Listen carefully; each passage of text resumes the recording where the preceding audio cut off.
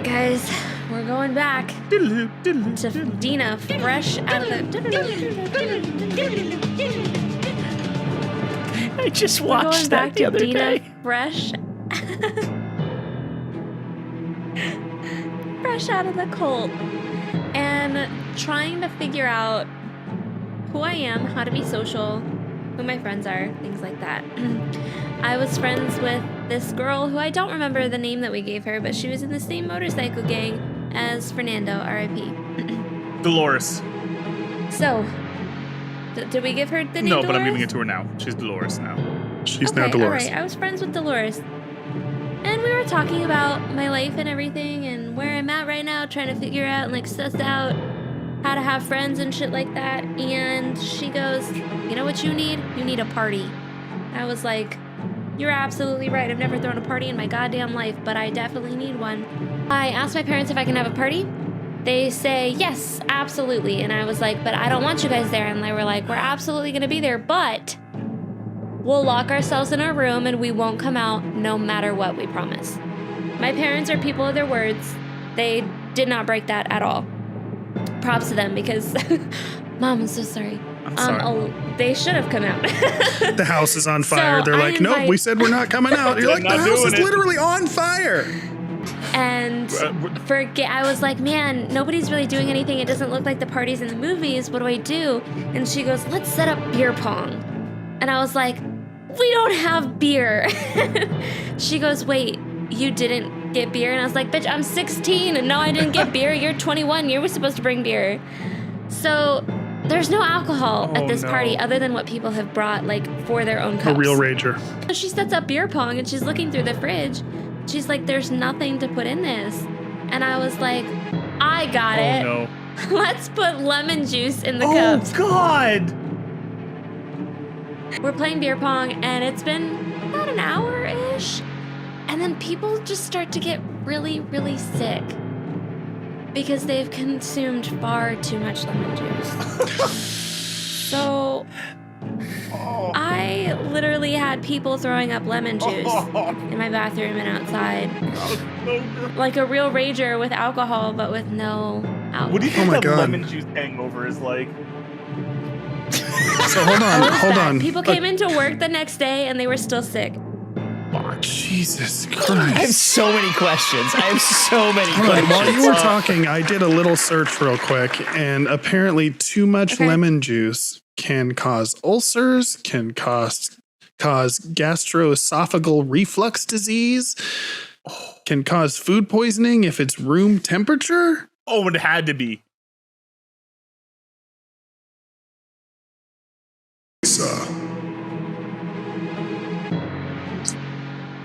All right, so how my baby face ruined a police sting. So I look a bit young for my age, and particularly when I was 21, I looked like I was probably 12. So I was in a bar with a friend who also kind of looked young, and I started making eye babies with the guys at the bar, you know, because you're in college and you want free. Oh my God. You want free drinks. Lisa, So it was slim pickings. There was only a few guys at the bar, probably like they were in their 30s. And they came over to talk to us. So old when you're 21 though, you know, like so old. And they started talking to us. And so at first they were just talking, asking, like just hanging out. And I started to notice things as a very perceptive person. Like the one man had a tan line where his wedding band should be. And I just thought, maybe he's just naughty. Maybe he's just naughty. But then hats on where like you could see they had like, I thought maybe they're in the military because they had like the cop cut. And then, and two of them had their waistbands a little bit too high because they're used to the belts, right? You know, it was like the late 90s, well, early 2000. Baggy pants were like cool. So they're up too high. So I was like, to my friend, like when they were like, went to the bar, I'm like, I think these guys are cops. Like, she's like, what do we do? I was like, well, we're old enough, just don't lie. Just don't lie. I think the assumption was made that I had a fake one. So they told us to go meet them. They paid for the drinks and stuff we had. They told us to meet them at this other place. Now, this other place was one of those like places you never try to go when you're underage because they will not let you in. So we get in there and we're like, went to the bar and we got ourselves a good beer. And then they say, hey, girls, come sit with us, right? And they get like a whole round of shots and then another round of drinks, another round of shots, right? And we're having fun. And finally, the one guy leaves and he comes back and he has a backpack. And he opens a backpack and he takes out his identification. And they all basically put their like badge on the type thing that says, I don't want to say what service they were in, but there's a certain police service that looks for underage drinking and penalizes and takes people to Space jail. Force. Yeah, Space Force is called, right? Absolutely, Space Force. Absolutely, And, yeah, with the potato hand. They wanted to see my ID, Space and they Force, yeah. took out one of the checkers and they swiped it, Space and Force. they saw how old I was, and they were just like pissed off, and they just went like said, "Have a nice night, ladies." So have a Sorry, nice you night, suck at your ladies, like job. that, and then they just like left. Well, we didn't know this. They left without paying the tab. So 2 poor college girls. Citizens arrest. Motherfuckers! Citizens arrest. Yes, I was so Citizens angry. arrest them. Turn it around. Well, the waitress goes and tells the manager what happened. Manager comes out, starts talking to us. He's like, what they were doing is actually pretty illegal. They were trying to entrap you so that you would have to work for them later, like, because they would but they would use people who got in trouble and you can get off and, you know, you won't have this crime if you work for us and do these stings. So I ruined a sting by looking young. Yep. Oh my god. That's incredible. Yeah. I'm incensed right now.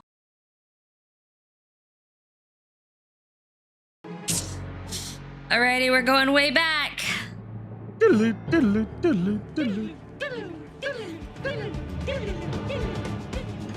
So, growing up, I had a lot of really older friends. Probably 13, Okay. I'd say, yeah.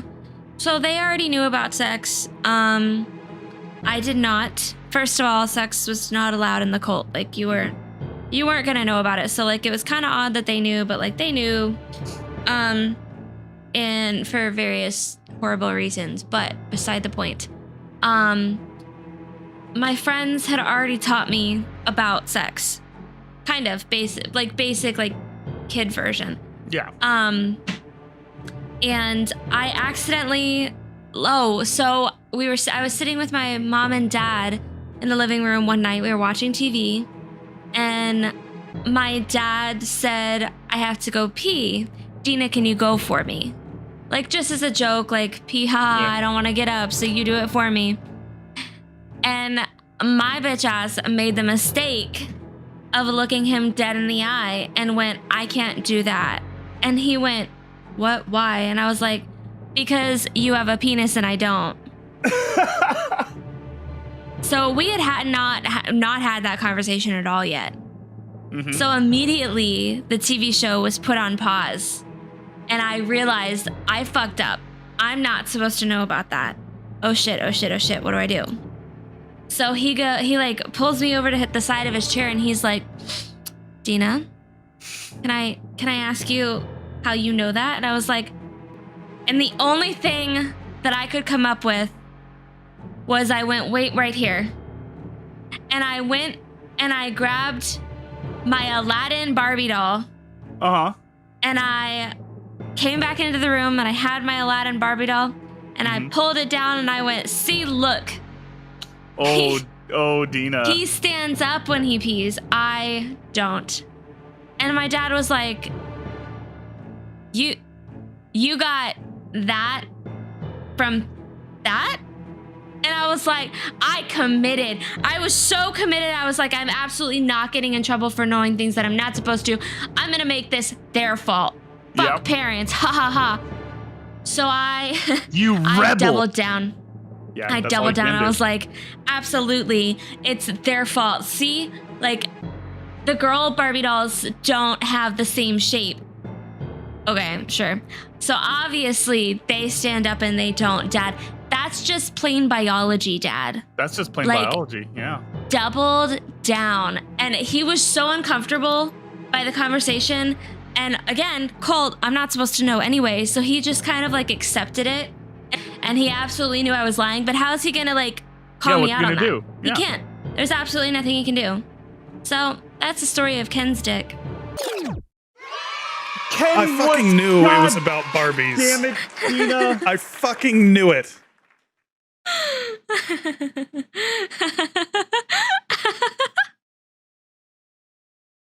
I need a minute. I need a minute because I'm so fucking salty.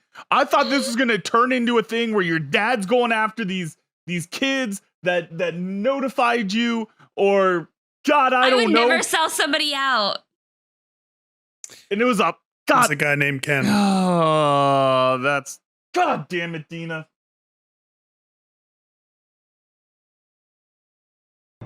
All right, guys. So the story today is going to be the world's smallest meth lab and where to hide it.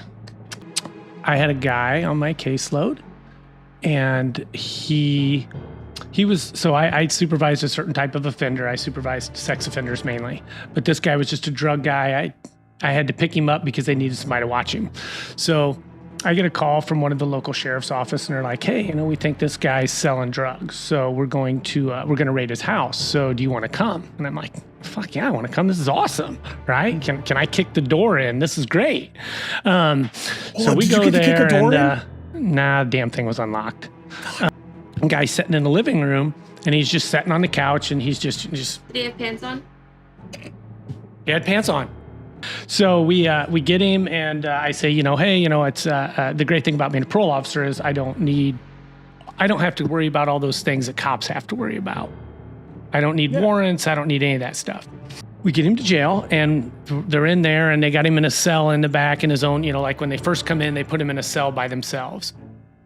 And we're doing all the bookend paperwork, and we're just bullshitting, talking, blah, blah, blah. Wow, this was freaking really easy, it's like great arrest, just nothing happened.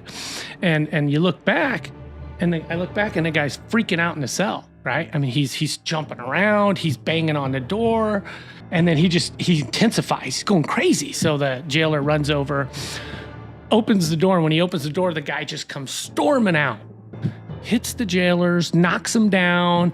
They grab him, they're trying to grab him, they're climbing on top of him. I'm over there, I'm jumping on him. And he's just screaming bloody murder. And we found out why, because he gets down and he starts pulling his pants off. No. And he was cooking meth in a 20-ounce Pepsi bottle.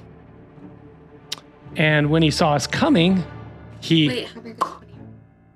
He just sat on it. It's less than a cubit. yeah. Whoop, right up in. Well, He slid a 20-ounce bottle into his prison wallet? Yes. Oh. I don't know if you know anything about cooking meth, but it creates a lot of heat. And no, the did he meth burn the inside of his rectum? Jesus Christ. It shot out because you're only going to hold that shit in for so long. Oh, no. And it exploded. Oh my So God. they had to Meth lab ass decontaminate. They rocket. had to evacuate the entire jail, decontaminated it to 3 days, and he got hit with the cost for that. It was a restitution he had to pay for. It was fucking $50,000. But they had to move every inmate out of the jail. So we're going to go back about 20 years. It was the resurgence of what became to be known as garage rock. There was a lot of young rock bands coming out around the same time that were kind of using like really gritty, like not overproduced sound. There was a band at the time that really caught my attention. A two-piece band called the White Stripes. I had heard their single, Fell in Love with a Girl, when they performed it live on the MTV Video Music Awards, which was a thing, kids, 20 years ago. I was so blown away by the fact that it was just two musicians together, a guitarist who sang as well, and then a drummer. but it was just so high energy, and the performance was amazing. And they had like 100 people that all wore white and red, like candy stripes was their thing. So everything was white, red, and black. It was all a pure like aesthetic. One day in the garage when we were playing, I decided to just start playing Fall in Love with a Girl by the White Stripes. And our drummer, Emily, started playing along, and we had a really good time. So we decided to start covering their music. Fast forward, we find out they're coming to the Warfield in San Francisco, which is like my favorite venue. It's a little theater, all general admission, and I swear it was like $20 a ticket or something. And they came 2 nights in a row, so that's what she said. This was 2003, I believe. And we got tickets for both shows. When we got there, we saw their bus or their car like outside of the side entrance, which is like the stage side entrance. We decided to go outside and wait after the show, just hoping that they would come out and meet, if we could get a chance to meet them. So we're waiting outside for a long time. There was other people waiting too. They kind of ended up leaving. It was probably 2 hours into it, and someone comes up to us from the general area of the side entrance. And he's like, "Hey, you guys trying to meet the White Stripes?" We're like, "Yeah." "Give me like $10. I'll go over there. We'll see if we can get you in." You're about to lose 10 I was bucks. like, I don't have cash, but Emily had cash, so she gave the dude $10. He walks over to the door, knocks on it. He's having a conversation with him. We're like 10, 15 feet away, so we don't really know what's happening. And the dude just walks away with the money. Ah, boy. Dude had nothing to do with the venue. He just was trying to get money out of some fucking naive kids. I should say we were like 17 at the time. So like, they didn't end up coming out. We were like, we'll try again tomorrow. Again, the show was great the next day. Incredible. We showed up early, enjoyed the show, and waited outside. And finally, when we were just about to give up, the door opens, and Jack White and Meg White walk out. I was ecstatic. All I wanted was to shake their hands and tell them how much I loved them. My ex at the time, she was carrying our t-shirts, and she got hers signed by Jack and Meg. I took some photos with Emily in them, and I just said, I just want to shake your hand and tell you I love your music. We play your music in our garage all the time. It's a great time. And they were both very nice, and it was an incredible meeting. And afterwards, my ex realized she got my shirt signed instead of hers by mistake, because we both got the same shirt. Fuck you, bitch. So I have since framed that. I worked in a frame shop a few years later in my life, and I have that framed with the ticket stubs. It's one of my prized possessions.